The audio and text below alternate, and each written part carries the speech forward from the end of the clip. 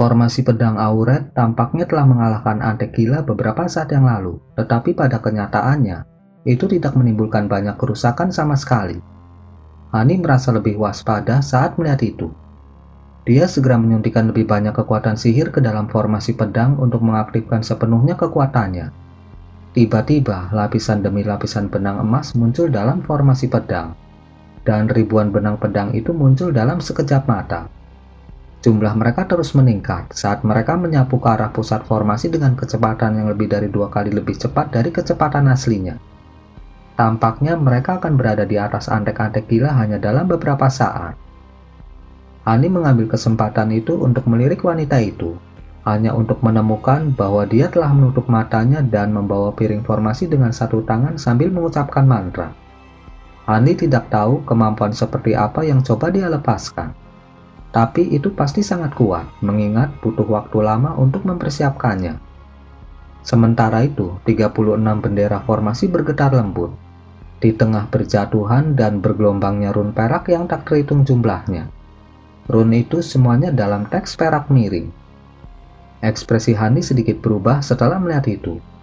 Namun dia tidak punya waktu untuk merenungkan itu, karena antek gila lainnya dalam formasi pedang tiba-tiba beraksi. Berbeda dengan antek gila pertama, yang satu ini tetap berada di pusat formasi pedang selama ini. Dia tiba-tiba mengepakkan sayapnya, dan beberapa puluh sulur merah tiba-tiba melesat keluar dari berbagai bagian tubuhnya, yang masing-masing sangat tipis dan panjangnya beberapa puluh kaki. Sebelum Handi mengetahui apa yang mampu dilakukan sulur-sulur ini, mereka tiba-tiba mulai menyapu udara dengan cara yang kejam, menciptakan bola proyeksi cambuk kabur yang membungkus tubuh antek gila itu. Dari kejauhan, proyeksi cambuk ini tampak seperti bola merah raksasa, dan itu masih berkembang pada tingkat yang mengkhawatirkan. Dengan demikian, bola merah dengan cepat bersentuhan dengan benang pedang yang menyatu. Cahaya kemasan dan merah tua terjalin satu sama lain di tengah suara melengking yang tajam. Formasi pedang Hanli mampu mencegah bola merah berkembang lebih jauh, tetapi tidak mampu mengirisnya. Hanli tiba-tiba berkontraksi saat dia membuat segel tangan. Benang emas yang tak terhitung jumlahnya mulai memancarkan ki glasial putih lagi saat mereka menyapu ke arah bola merah dari segala arah. Namun, ekspresi gelap segera muncul di wajah Hanli. Begitu ki glasial putih bersentuhan dengan proyeksi cambuk itu, mereka segera ditolak oleh kekuatan yang sangat besar. Sedikit jejak es dan es yang terbentuk di atas sulur-sulur itu juga dengan cepat dibuang saat sulur-sulur itu menari-nari di udara. Dengan demikian, bahkan ki glasialnya gagal menghasilkan hasil yang memuaskan. Tepat pada saat itu, cahaya merah memancar dari tubuh antek gila saat beberapa puluh sulur tambahan ditembakkan untuk berkontribusi pada bola merah yang ada. Dengan masuknya sulur merah, bola merah tiba-tiba merebut kekuasaan dalam pertempuran melawan benang pedang tanpa henti. Bola merah mulai perlahan mengembang sekali lagi, secara bertahap memaksa benang pedang ke belakang, dan proses ini sepertinya semakin cepat.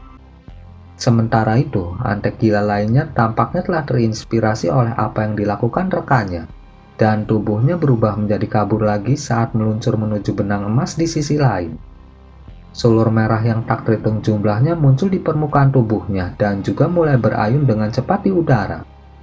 Dengan demikian, adegan yang sama persis direplikasi sekali lagi. Benang emas dipaksa mundur oleh proyeksi cambuk yang kuat, tidak berdaya untuk menentang kemajuan mereka. Hani menarik napas tajam saat melihat itu. Tampaknya formasi pedang Auret benar-benar tidak akan cukup untuk menangani dua antek gila ini. Karena itu, dia segera menggoyangkan lengan bajunya untuk menghasilkan selusin manik-manik emas dan perak. Handi menyembunyikan manik-manik petir ini di lengan bajunya dan menilai situasi di dalam formasi pedang dengan tatapan intens yang tak berkedip dan ekspresi gelap di wajahnya. Tiba-tiba, wanita di sampingnya menghentikan nyanyiannya. Handi sangat gembira mendengar itu dan dia buru-buru mengalihkan pandangannya ke arahnya. Benar saja, wanita itu telah selesai mempersiapkan tekniknya, dan platformasi di tangannya memancarkan cahaya kemasan yang gemilang. Run perak yang tak terhitung jumlahnya melayang dan berputar di sekitar tubuhnya, dan pada saat yang sama, langit telah meredup secara signifikan. Hembusan angin yin tersapu di dekatnya, dan meskipun tidak terlalu ganas, mereka memiliki kualitas menusuk tulang yang membuat seseorang menggigil tanpa sadar. Teknik yang dia persiapkan bahkan memanggil ki asal dunia. Selain itu, ledakan kekuatan besar juga memancar dari dalam platformasi di tangannya. Besarnya kekuatan ini membuat tulang punggung Hani merinding. Dan itu mengejutkannya dengan perasaan tak terduga yang sama yang dia alami ketika menghadapi dua raja yaksa sebelumnya. Hani tercengang oleh pengamatan ini, dan dia mencoba memusatkan pandangannya pada platformasi di tangan wanita itu, hanya untuk menemukan penglihatannya terhalang oleh cahaya spiritual menusuk yang memancar darinya. Tanpa waktu untuk berpikir lebih jauh, dia mengaktifkan mata roh penglihatan terangnya secara maksimal, sehingga memungkinkan dia untuk langsung mengetahui situasi di dalam platformasi. Teks segel emas, Hani berseru heran. Meskipun dia tidak mengenali satupun dari rune emas yang muncul di atas platformasi, dia bisa tahu dari bentuk dan kekuatan spiritualnya yang menakutkan bahwa ini jelas adalah teks segel emas, yang bahkan lebih misterius daripada kekuatan spiritual. Ada sangat sedikit kultivator tingkat tinggi, bahkan di alam roh, yang mengerti dan mampu menggunakan teks legendaris seperti itu. Wanita itu sepertinya merasakan tatapan Hani, dan dia menoleh padanya dengan senyum manis sebelum tiba-tiba mengangkat platformasi tinggi-tinggi ke udara dengan kedua tangan. Adegan yang luar biasa terjadi. Platformasi mulai berputar di udara di tengah lapisan cahaya keemasan yang cemerlang.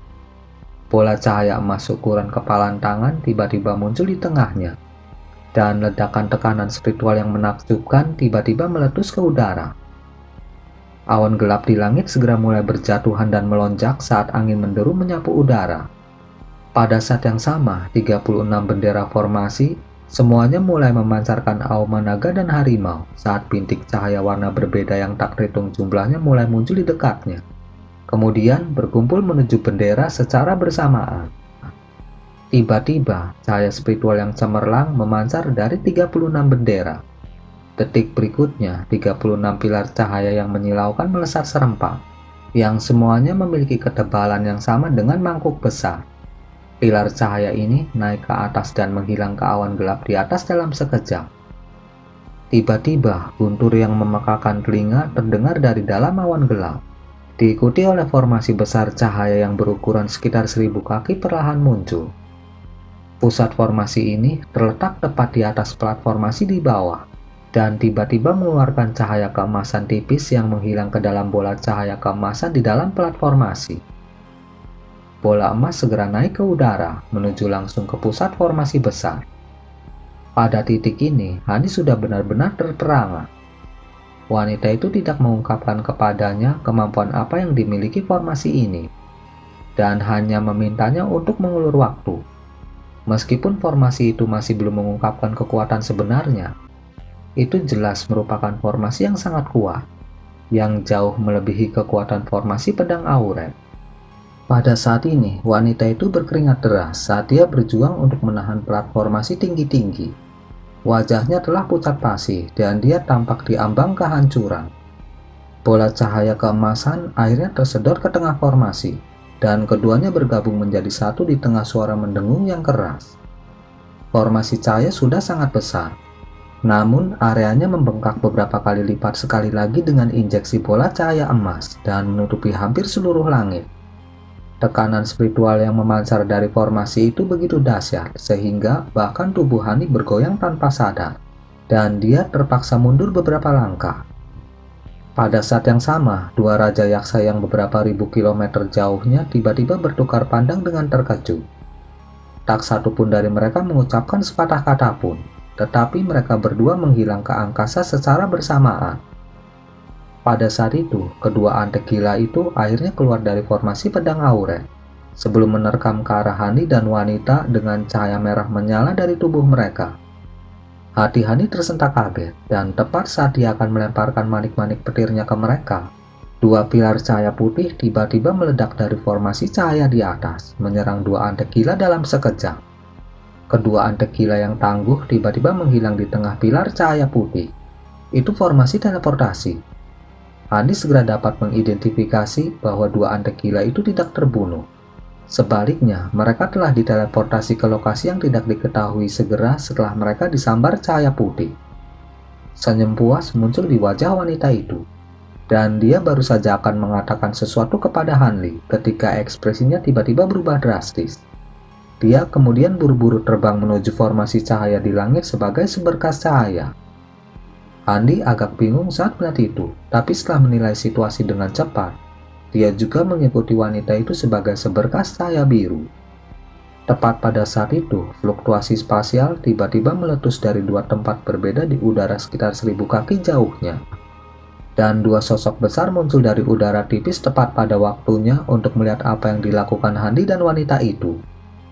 Dua raja yaksa segera melepaskan raungan kemarahan yang menggelegar.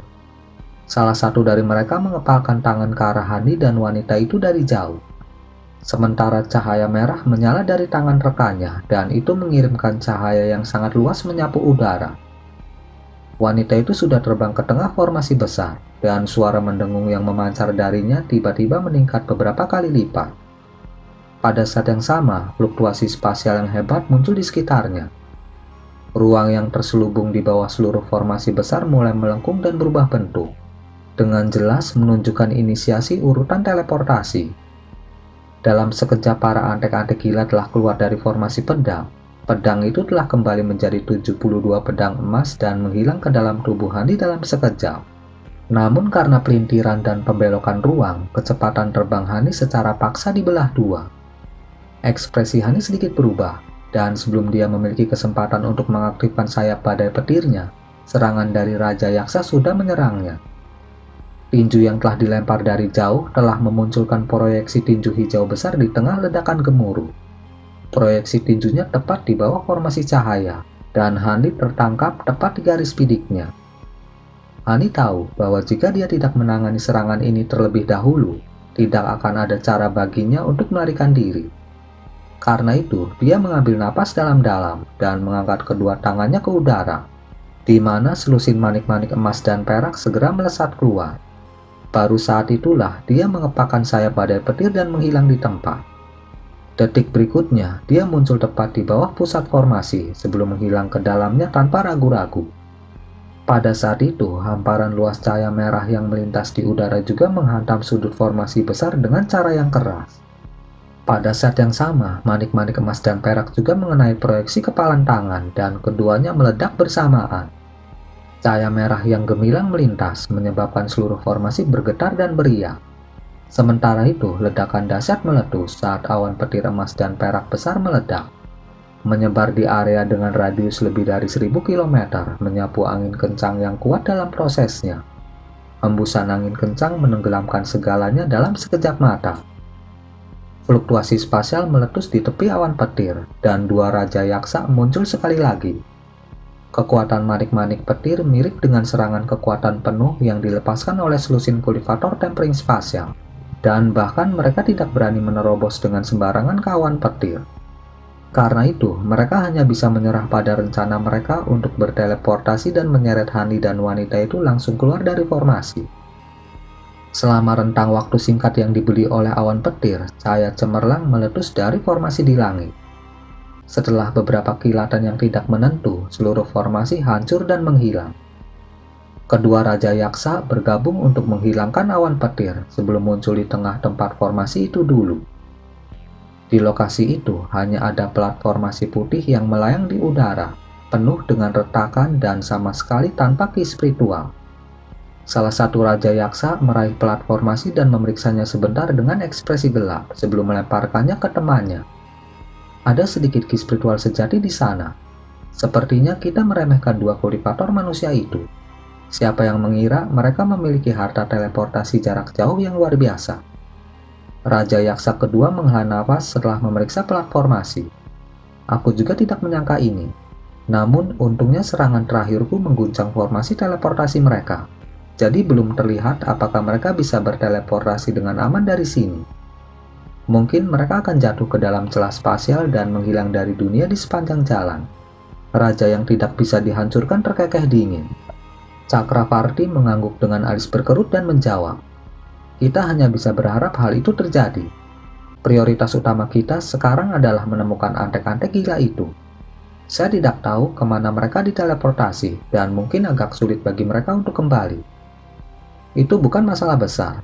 Antek gila kita cukup cerdas, jadi mereka akan menemukan cara untuk kembali kepada kita. Kecuali mereka diteleportasi ke benua lain. Sekarang kita harus menetapkan serangkaian kondisi untuk pasukan bersatu yang kita diskusikan sebelumnya. Kedua Raja Yaksa cukup terkejut bahwa duo Hani bisa lolos, tetapi mereka dengan cepat beralih ke hal-hal yang lebih penting. Sementara itu, pasukan suku Yaksa yang jaraknya tak terhitung dari mereka masih berbaris menuju kota surga dalam. Hanli dikejutkan oleh rasa sakit kepala yang membelah serta rasa pusing yang hebat. Mengalami reaksi yang begitu parah dengan tubuhnya saat ini menunjukkan bahwa teleportasi yang baru saja dia alami pastilah benar-benar menempuh jarak yang sangat jauh. Hanli hanya perlahan membuka matanya setelah menutupnya untuk waktu yang lama, lalu mengarahkan pandangannya ke sekelilingnya untuk mengamati sekelilingnya. Dia saat ini berada di atas tumpukan batu yang semuanya berukuran berbeda, tetapi semuanya bulat dan berwarna putih keabu-abuan. Ada peta kabut abu-abu di sekelilingnya, sangat menghambat penglihatan. Kepalanya juga berdering tanpa henti, dan dia mendapati dirinya tidak dapat mengeluarkan indera spiritualnya dari tubuhnya. Menunjukkan bahwa ada batasan di sini, atau dia belum pulih dari efek teleportasi jarak jauh itu. Hani mengerutkan alisnya saat dia menekuk lehernya dari sisi ke sisi, dan cahaya biru melintas di matanya pada saat yang bersamaan. Tiba-tiba, ekspresinya sedikit berubah saat dia membuat segel tangan naik ke udara sebagai seberkas cahaya biru sebelum terjun ke dalam kabut. Sekitar 5 menit kemudian, Hani muncul di samping sungai kecil yang lebarnya beberapa puluh kaki dengan tangan tergenggam di belakang punggungnya. Dia melihat ke bawah ke mata air yang sangat jernih di kakinya, dan matanya sedikit menyipit. Dia membuat gerakan meraih ke bawah, dan bola kecil air ditarik ke arahnya sebelum melayang di atas telapak tangannya. Hani memeriksa bola air untuk sementara waktu, dan setelah memastikan bahwa itu aman untuk dikonsumsi, dia meminum semuanya. Airnya sangat manis dan murni, dan Hani mengangguk puas. Tepat ketika dia akan mendapatkan lebih banyak air dari sungai, dia tiba-tiba mengangkat alisnya sebelum mengepalkan tinjunya dan menyerang ruang di belakangnya. Semburan kekuatan yang sangat besar diledakkan, menyerang sesuatu dengan ledakan yang bergema dan menyebabkan kabut berjatuhan dan bergolak. Suara langkah kaki yang tersandung dan dengusan yang teredam juga terdengar setelahnya. Tubuh Hani kabur dan dia berbalik dengan cara seperti hantu sebelum menyapu lengan baju melalui kabut. Embusan angin kencang meletus dari dalam lengan bajunya, menyapu kabut abu-abu beberapa ratus kaki di depannya, membiarkan monster yang tingginya sekitar 10 kaki. Terlepas dari pengetahuan dan pengalaman Hanli yang sangat luas, bahkan dia tidak bisa tidak goyah saat melihat monster itu. Monster itu memiliki penampilan yang sangat aneh dengan mata kecil dan mulut panjang. Itu memiliki kepala babi dan tubuh manusia dengan cangkang kura-kura biru yang terkunci rapat di sekitar tubuh bagian atasnya. Monster itu saat ini sedang berbaring dengan elang di punggungnya yang jelas-jelas baru saja tersungkur ke tanah oleh pukulan Hanli. Dan dia mendengus tak henti-hentinya saat mencoba berjuang untuk berdiri dengan sekuat tenaga. Namun karena kombinasi cangkangnya yang bulat dan fakta bahwa anggota tubuhnya kurang dari setengah panjang anggota tubuh manusia normal, dia tidak dapat segera berguling dan dia tersangkut di punggungnya seperti kura-kura besar. Iblis kura-kura babi. Untuk beberapa alasan, nama aneh itu muncul di benak Hanli dan dia tidak bisa menahan tawa. Aura yang memancar dari tubuh iblis babi tidak terlalu kuat, hanya sebanding dengan seorang kultivator pemurnian ki manusia. Hani secara alami cukup lega setelah melakukan pengamatan itu.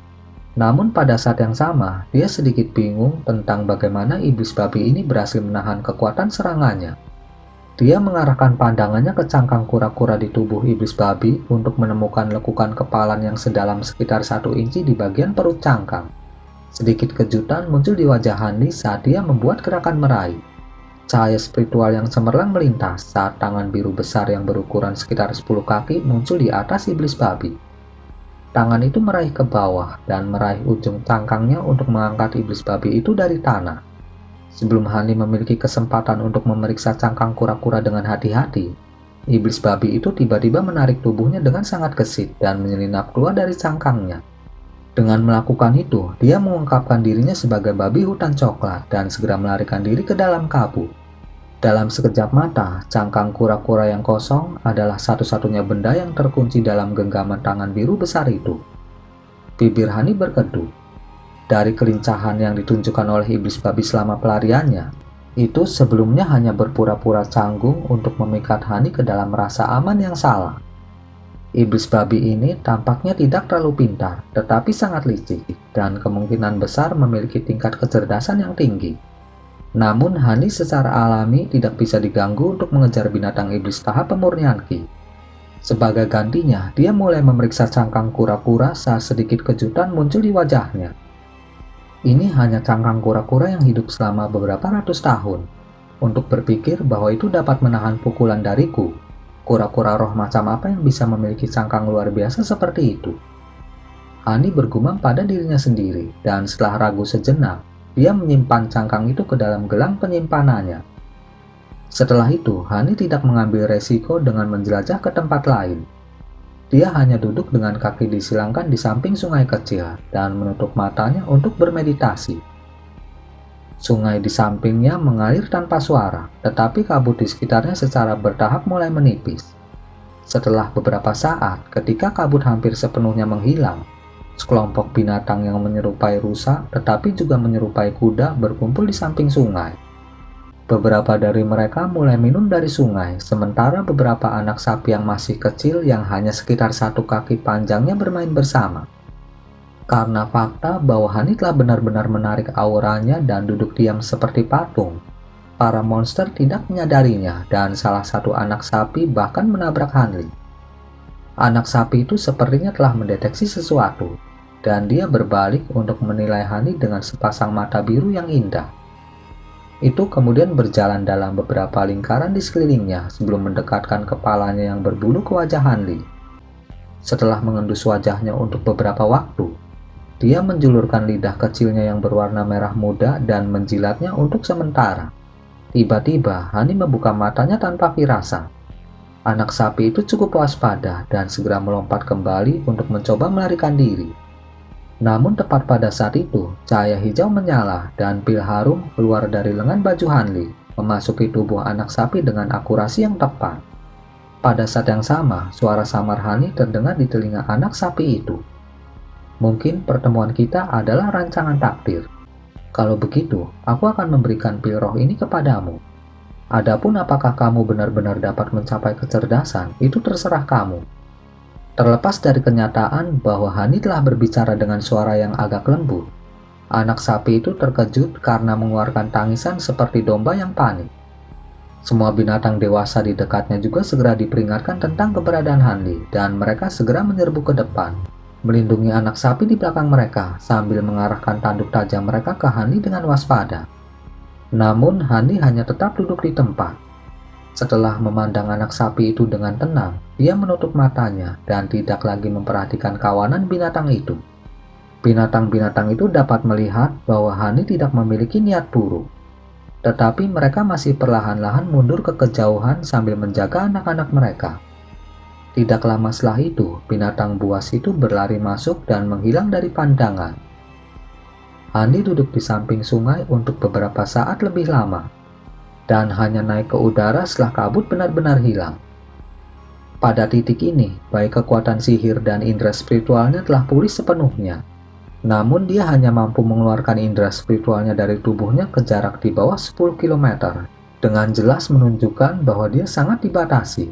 Karena itu, dia memutuskan untuk terus terbang lebih tinggi ke udara, lalu menggunakan mata roh penglihatan terangnya untuk mengamati sekelilingnya daripada mengandalkan indera spiritualnya. Dengan melakukan itu, dia akan dapat memeriksa area yang jauh lebih besar. Setelah naik ke ketinggian lebih dari 10.000 kaki, cahaya biru melintas di mata Hanli saat dia dengan cepat mengarahkan pandangannya ke sekelilingnya.